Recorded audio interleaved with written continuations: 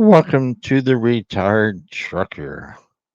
Some good news if you travel the Northeast, especially around I-95 in and around Philadelphia.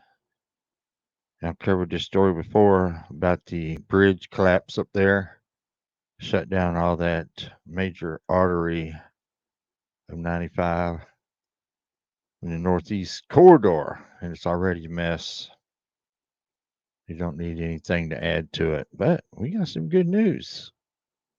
Got this story from Landline Media, and we're going to share it right here. Philly's I-95 will reopen this weekend, the governor says. This report was from yesterday on Landline Media.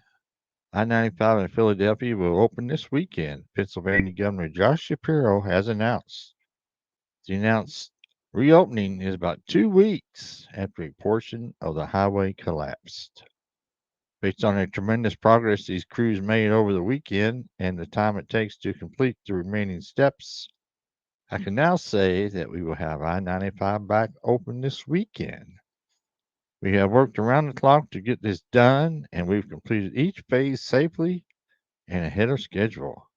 That's all due to the incredible coordination with our local, state, and federal partners, and thanks to the hardworking men and women of the Philadelphia building trades who are making this happen. The announced reopening is a week ahead of a 2 week timeline announced last Saturday. On June 11th, a gasoline tanker carrying more than 8,000 gallons of fuel tipped over while the driver was negotiating a ramp curve. The truck caught fire under an overpass. The fire caused a section of the northbound lanes to cave in and also damaged the southbound lanes. The truck driver, Nathan Moody, 53, died in the incident. Demolition work on the damaged stretch of the highway took only 4 days last week, the governor noted in the news release. Construction crews also began filling the gap in the interstate last week. Throughout the holiday weekend, crews made significant additional progress by filling the gap with ultra lightweight foam glass aggregate to build up to surface level.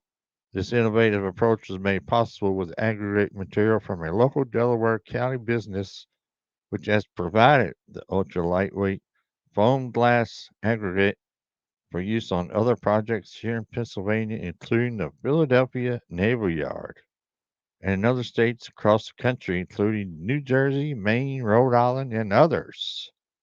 3 lanes in each direction are expected to be open. Crews will begin paving 3 new lanes in both directions of the highway this week, ahead of the expected reopening this weekend, according to the governor's office statement. President Joe Biden and other officials surveyed the site on Saturday. He said he ordered his staff to move heaven and earth to get this done as soon as humanly possible. Permanent repairs to the stretch of I-95 will be done after the temporary fill and pave internal repairs are completed. A new permanent bridge will be constructed while keeping 6 lanes of traffic flowing at all times. State officials promise. I-95 is a major highway on the East Coast that stretches nearly 2,000 miles from Maine to Florida. This stretch of the interstate carries approximately 160,000 vehicles per day, and about 8% of the total are commercial trucks. State officials report.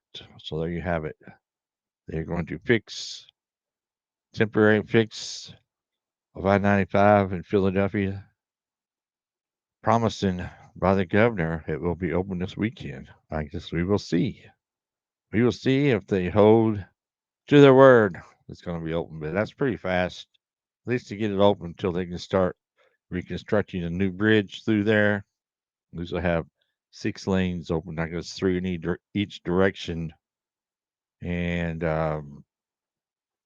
yeah, so that's a good deal. Good deal, especially for the truckers that travel up and down that area. It's probably been a cluster the last 2 weeks with having to go around. And oh man, I can just imagine.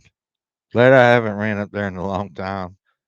This is the stories you hear about. It makes me glad that I'm not on the road anymore. Yes, 'cause had always hated the Northeast corridor, no matter what section from, I would say, I ran 95 all the way from Miami all the way into Maine before, well, over the years.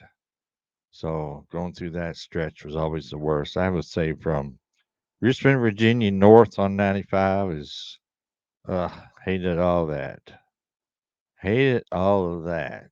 So I'm glad I'm not there to mess with this bridge collapse, having to go around it and detour and everything else. So let me know down in the comment section if you're happy to hear this good news. Do you really think it's going to be open by this weekend? I don't know. I guess we shall see. So I appreciate everybody watching. Everybody have a good day and stay safe.